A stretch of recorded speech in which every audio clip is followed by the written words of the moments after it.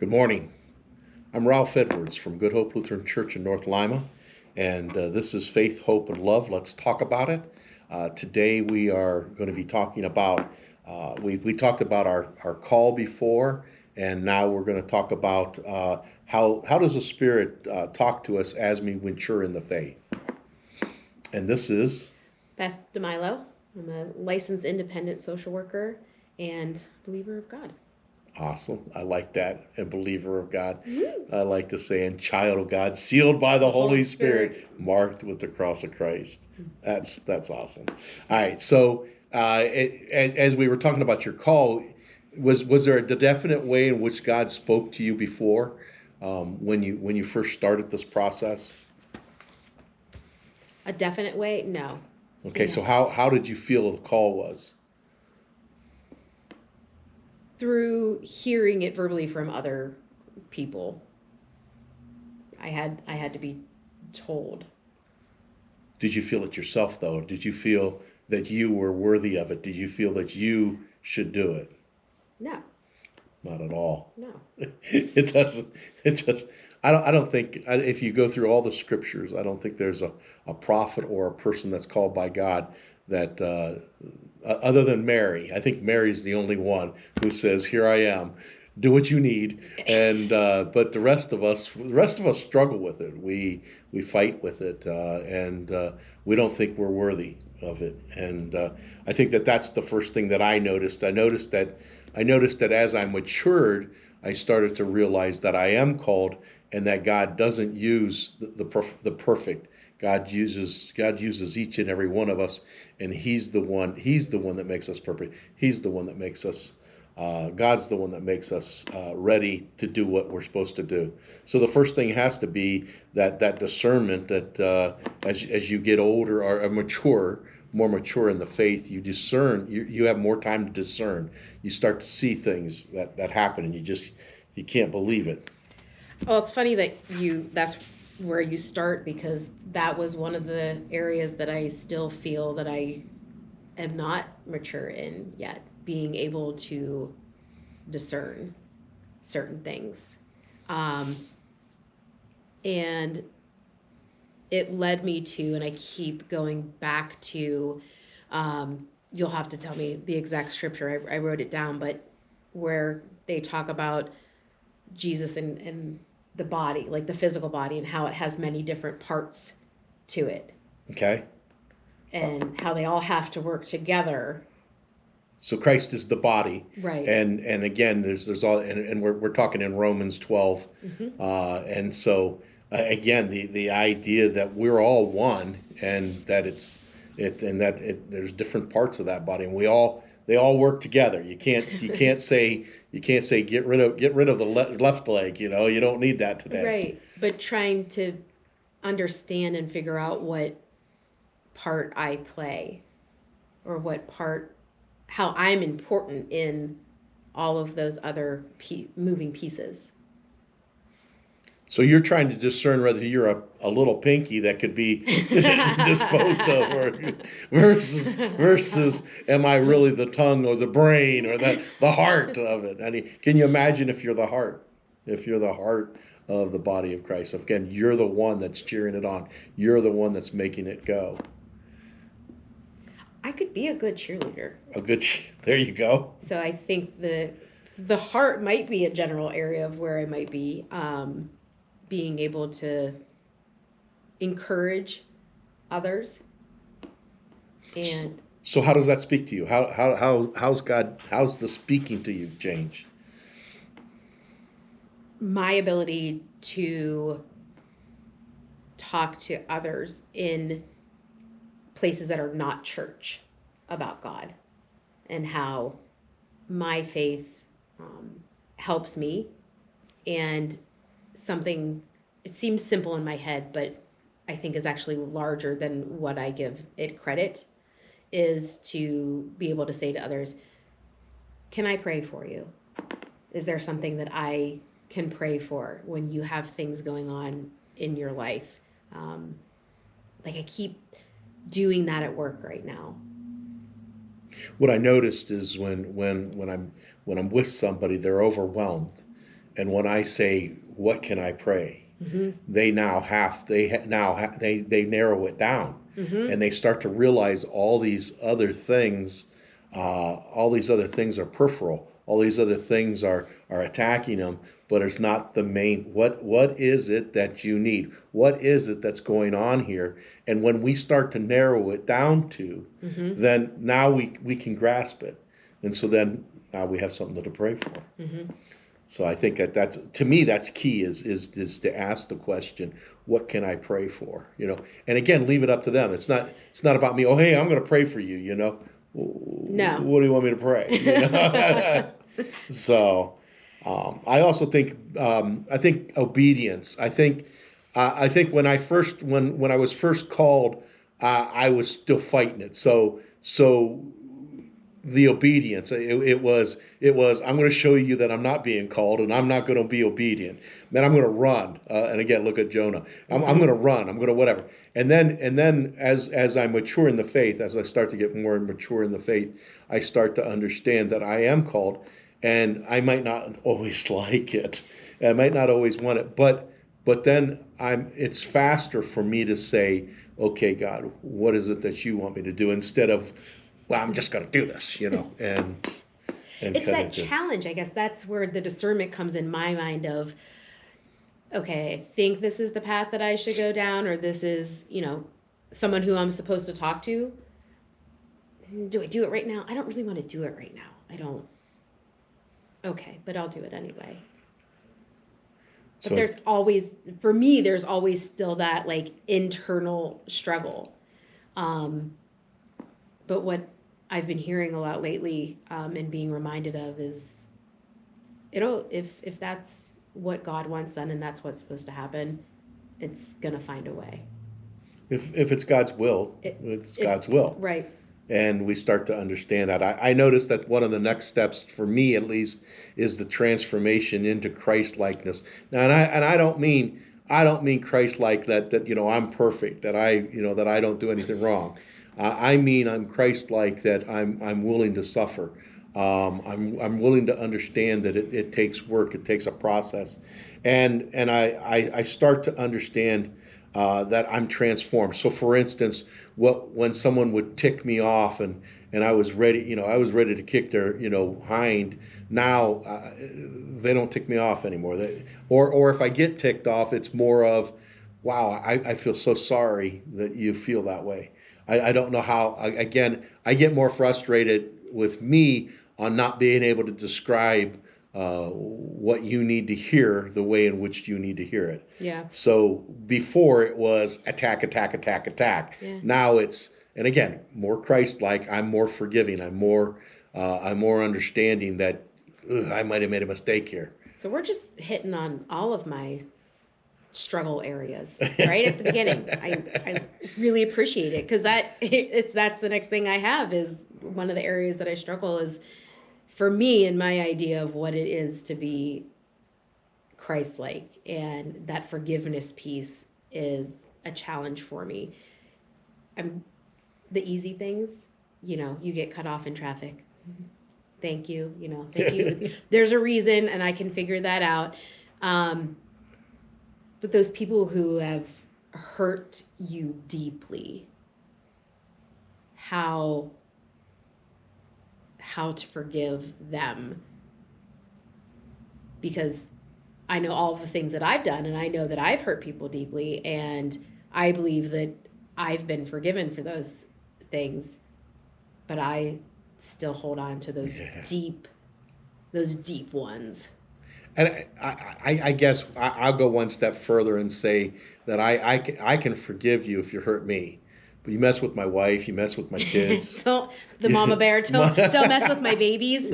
Right. And right. So it comes out of me. And again, we're to be transformed.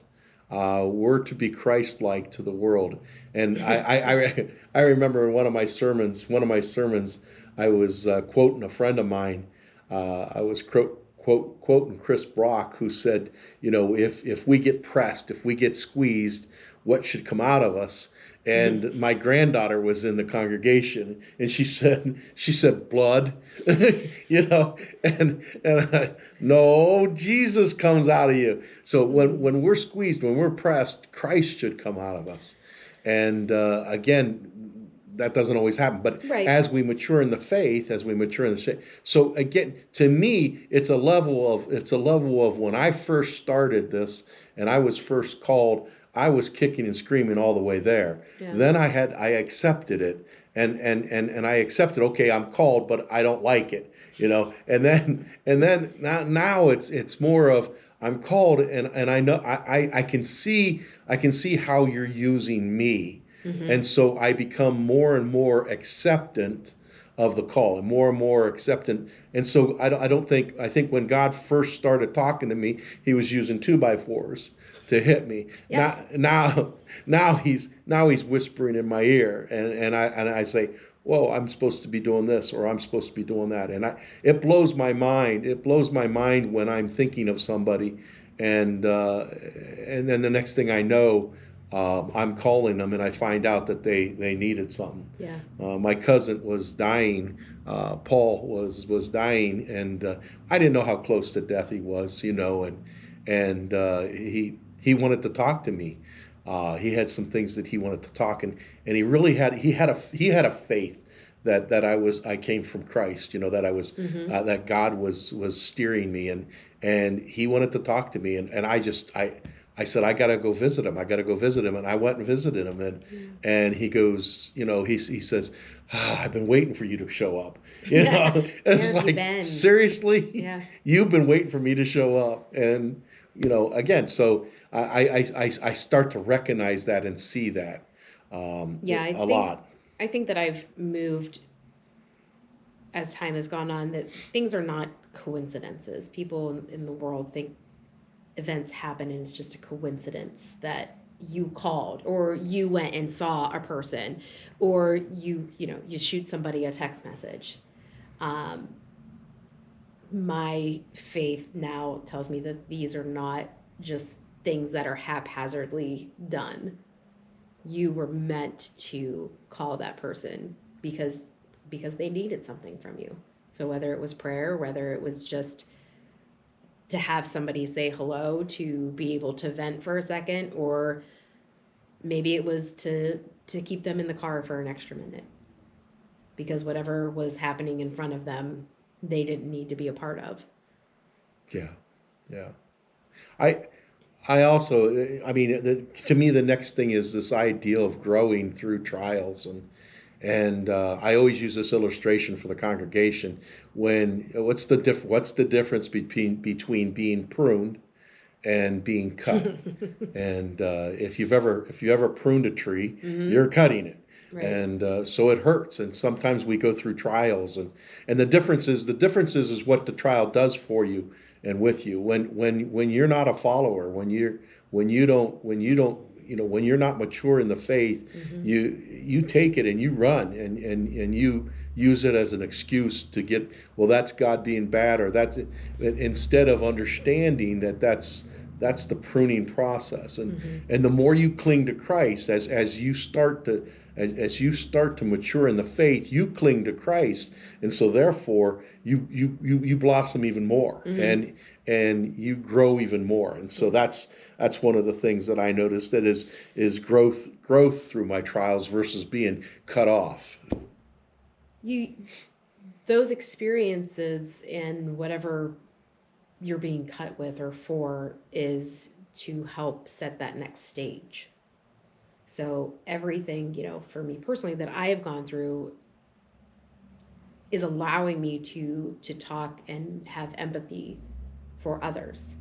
Sure. And help other people understand that they're not broken, they're not bad. There was events that happened in their lives that have formed them or pruned them into the person that they are, and that they don't have to stay that way. You can be something new. My wife bought this flower arrangement, and it was the ugliest thing in the world when she brought it home. It was terrible. It was ugly, How? and she nurtured it, and she fed it, and she watered it, and now it's just big, beautiful, round thing, and it's gorgeous. And I always think of those again. This pruning, sometimes not by your will. My grandson rides his bike, and he crashes into the side of a bush, and just rips the whole one side of the bush away. That wasn't God. That was something that happened from the world. The world did something to that plant, and what happened with it is it grew these really neat vines that had more blossoms on it. So actually, in that spot, it actually was more beautiful than the rest of the bush. Yeah. And again, that's one of the things that I feel. Everybody always says, well, God did this to you, and God did it. God takes what the world does to you, and God makes something good come out of it. And again, the reason I have empathy to the degree in which I have empathy is because of what I went through as a child. And again, do I want to go through that again? No. Did God want that to happen to me? No. But again, God used it to make something really great come out of it, and made me who I am through that. Someone that He could use. And again, when did God call me? Did God call me? Okay, at age 15, I felt the call, and of course I basically, You ran. said no thanks. I said no thanks. At age 30 something, I decided to go to the seminary. But at age 15. So here's my question: is was I called at birth? And I didn't recognize it or see it. And I said, so was God? God's been working in my life from the beginning. Yeah, he knew you in the womb. He knew you before. That's right. There was all of the goodness there. I think that's really key. Is we got to understand that this isn't something that began today.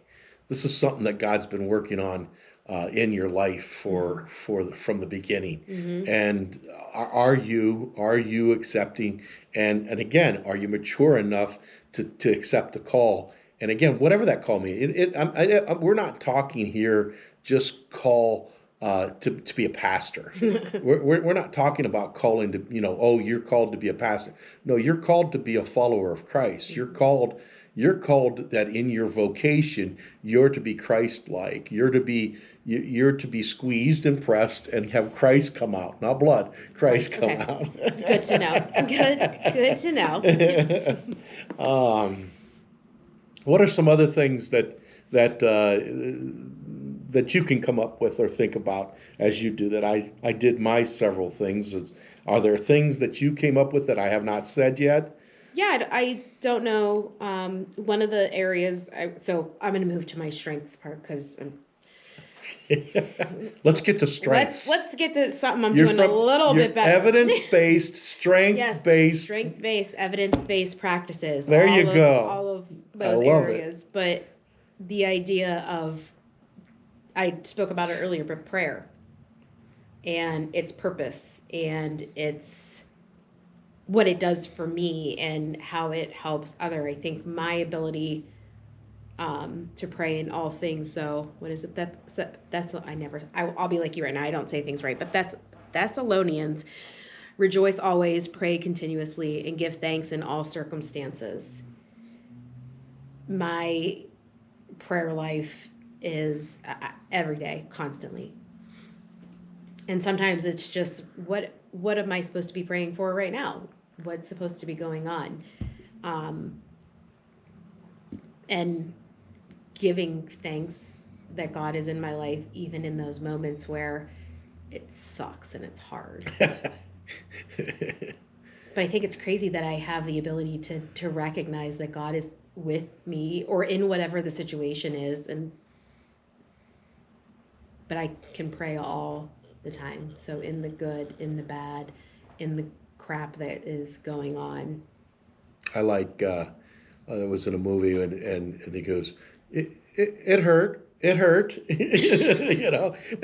and I sit there as okay, God, that hurt, but I know something's going on here, okay. The trust that you have that, yeah, it hurt, right? But I guess the anticipation then too is, okay, so what did it hurt for? What was the purpose of that? And knowing that there's something on the other end of that. What's coming out of it? Right. So I seek that in my life now. So is it Romans 8:28?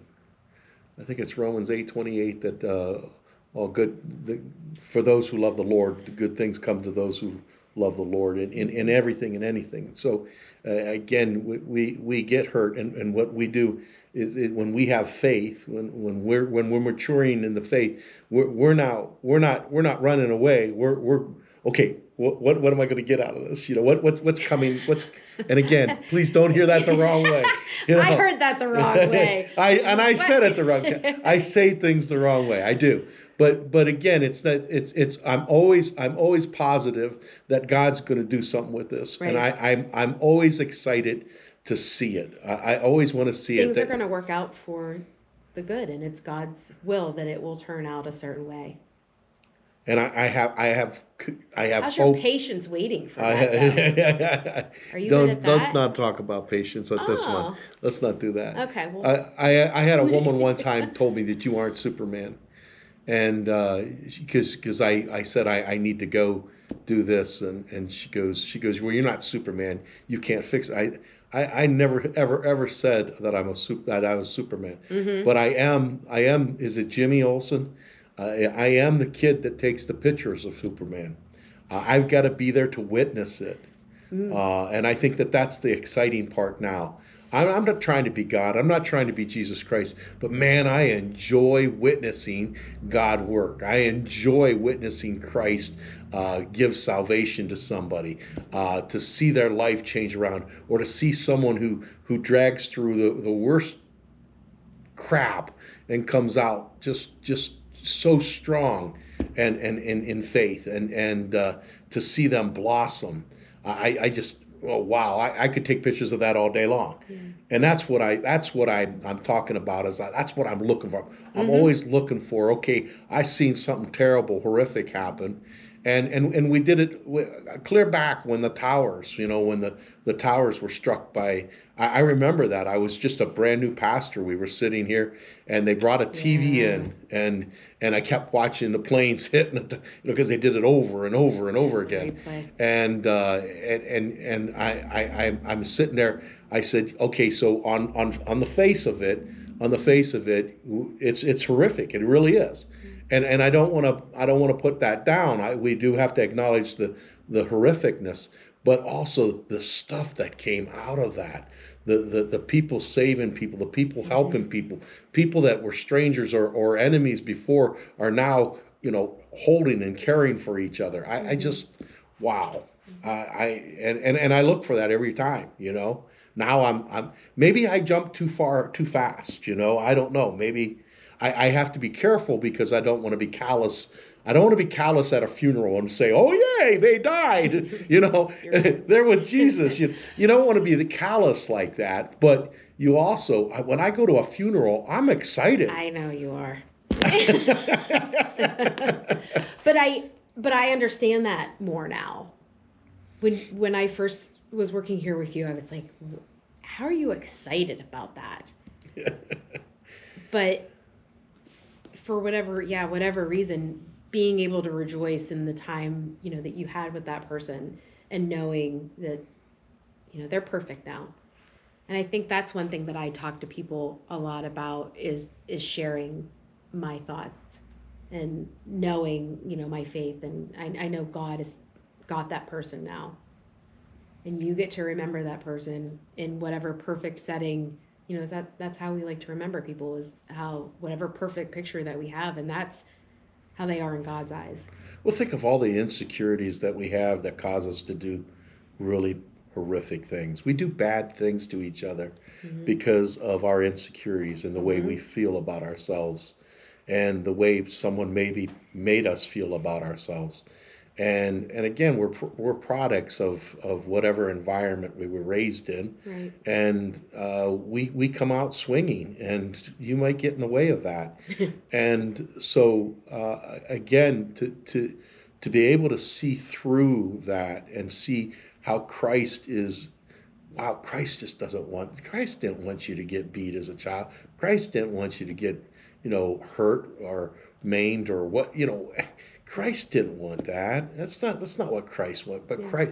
Christ was there to receive you, and I just, wow, uh, it just makes me. It really makes me, get into and get excited about.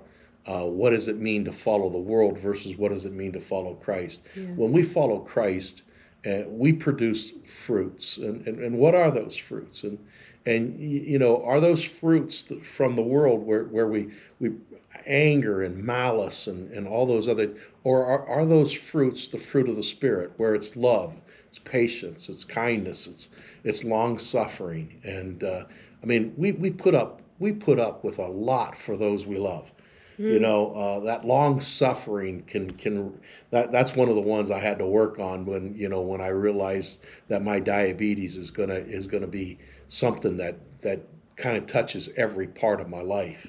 So anyway, so what about the fruit of the spirits for you? I mean, is that part of this equation for you? Yes. Well, so I was kind of pondering things as you were just speaking there and what we've been talking about, and I kept hearing myself say, I do these things, I do these things, I do these things. And it just occurred to me, I keep saying I, but it is not me. It is not me that does these things. It's God working through me. Nice. To do these things. Nice. So, yeah, it's not me. So when we start to acknowledge the fruits of the spirits and things like that, what happens is what does it look like when I'm someone that follows? Well, I put others first, Mm-hmm. I don't always have to be the first one. I prefer not to be. and I'd like to say I judge less, but what I'm going to say is that I judge, but I keep my mouth shut, and I allow them a chance to prove me wrong. I judge immediately, but to say that I judge less, but I accept people more for who they are, and I allow them to be. You've got to be who you are, and I understand that. So, yeah, and I don't. I think to be human is to judge and do those things, and it's what you do with that, though. Like, you keep your mouth shut, and you say, okay, I'm going to wait to see how they prove me, and I have to surround myself with people who I can, like, just speak things out loud, because that's the way I process things. So to be able to speak and say things out loud and to hear it then and go, okay, I need to tone that down a little bit. I need to fix how that comes out. But that's how I process things. Like, I have to say things out loud. So we don't lose our humanness. No. But it's tempered with Christ. Mm-hmm. We're more optimistic, and we're less triggered. We're able to do things more. Yeah, I think that drives people nuts at work sometimes, because I do come in with a sunny disposition and my smile, and I walk into my office every day and I say hello to everybody along the way until I get to my place. And they know, they're like, oh, there she goes again. And I tell them, like, it's going to be a great day. It's going to be a great day. And no matter what happens, you're going to be able to handle it. And it's because I know that God is with us. And that's how we're going to handle it. We're not, but God will help us. We start to trust in that higher power. We start to trust in God. We start to trust in God's guidance. That God. Okay, so I am in tune. I am listening. Mm-hmm. I am doing those things, and we start to focus. Start to focus on the eternal life. We start to focus Mm-hmm. on the larger picture. Right. We start to engage in the community. So Yeah. you don't walk in and you've got your shot. It's all about me. It's you start to pay attention to everybody in the room and say, hey, how are you? How are you? How Yeah. are you? How are you? And so we become community, but we start looking out instead of constantly looking in at self. Yes. And I think that's another thing. The other thing that I think has to be said is the servant mentality. We want to serve. We want to serve. And again, it might be I have to serve God, but how do I serve God? By serving you. I want to help you. I want to see you through this. I want to be a team player. And we all know that that's not necessarily easy, Mm-hmm. but that's something that we fuss with and want to work on. So We have to be a team, right? We're the body of Christ. We have to be. let's go back to the little toe. I'm gonna go back to that because that just speaks to me in everything that I do. When we're at work, I don't always know the answers to things. Right. I have other supervisors and teammates across the hall that I will, hey, tell me about this. Is this right? And it shocks me sometimes when others aren't like that for a minute. And then I go, okay, well, that's where they are and that's how they do things. But I have such a team mentality because I know I can't do things all by myself and I don't always have the right answer and I don't have the answer at all.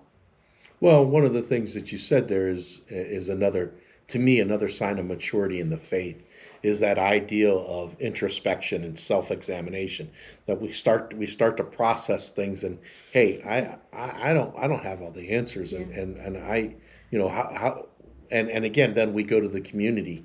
I'm going on year 2 of my saying, I'm in a time of self-reflection. This is my time for self-reflection because I know I don't say things right. So this is year 2 of self-reflection right now. So we have you during your second year of self-reflection.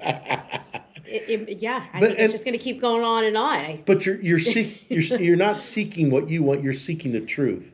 You're seeking to understand and not to try and fix or try to. Yeah, it's not even what's right. It's what's best. Okay. What's better. It's not what I want, but is seeking what's best for others, seeking what's best for the larger community, as you said. Well, and again, I don't think it's about seeking right. I think it's about seeking truth. Mm-hmm. Here's the truth. Here's what really happened. Yeah, people don't like the truth.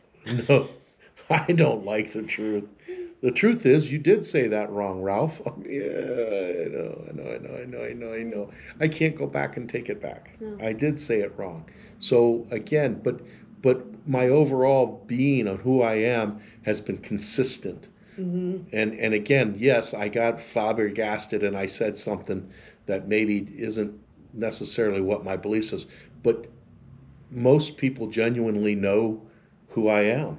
And they know that love that I have. Yeah. So again, I'm always trying to understand versus that. The other thing, I think the last thing, and that I can, unless you can think of something else, the last thing is to constantly be seeking more of God, to be actually in the Bible. We've got, and that's hard for us. We get so busy, and we have so many other things to read and study. And scroll. And right. Right. Distract ourselves right. Yeah. But to have constant prayer and worship of God in our lives and to study the Bible and the spiritual and to have a community around you. Again, there's that community to bounce things off of. I also I just started something new, and I met a new person that I want to that I've been working with, and he does crisis intervention. And when we met, we were talking about certain things, and I started to go to I started to go to Celebrate Recovery, and I'm gonna keep going to that. I need that. I need that time where I'm not Pastor Ralph, but I'm actually Ralph that can walk in and say, I have problems too. Yeah. And You again, don't have all the answers. and what's nice about Celebrate Recovery is it's not just about alcohol, it's not just about drugs, it's about all, we all have hangups, whatever those hangups may be. So again, I'm allowed to pick and choose my hangups, and my wife goes, that's a lot of hangups, I had like 5 of them marked, and she goes, could you narrow it down a little bit? I goes, no, I'm bad at all these. So you did, you narrowed it to 5. That's right. So again, I think when it's all said and done, we need each and every one of us needs our avenue of worship and time with God. And if we're not taking that, we're not staying connected to the vine. We're not staying connected to Christ. So I guess to me, I don't think we exhausted it. But is there anything that you would like to finish up with? One thing. It's fun right now seeing my husband mature in his faith. It's fun to be on this journey, because when we first met, he would throw out, "Well, we're all God's children, Beth. We're all God's children," and every time he would say it, like, my initial reaction was like a physical one, and I wanted to like smack him. Like, just Poor Stephen. I pray for the man. Yeah, but he, like, his vision of that, or like thought process around it and how he uses it now it's changing, and so I'll keep you posted on how that goes. But we're all God's children, Beth. I get excited because that's one of the, I guess to me, that's one of the most that's the most rewarding part of who I am, is to watch people mature in the faith. And when they take that next step, and I've got to witness so many people taking that next step, that it blows my mind, and I thank God, and it is only God. It's not me. We all know it's not me. So, but to see that and witness that, and to be able to take pictures of the moment, and you hear that certain thing where his inflection finally changes, or you start, whoa, wait a minute, something, what happened? And you want to grill him. You want to say, say that again, but you know that all it'll do is cause a reaction. Yeah. So the best thing to do is just observe it, and notice it, and have fun with it. Yeah. And again, you too can spend time with those you love, and again, be open to God speaking to you. You don't have to be a pastor. You don't have to be a counselor. You just have to be a child of God, sealed by the Holy Spirit and marked with the cross of Christ.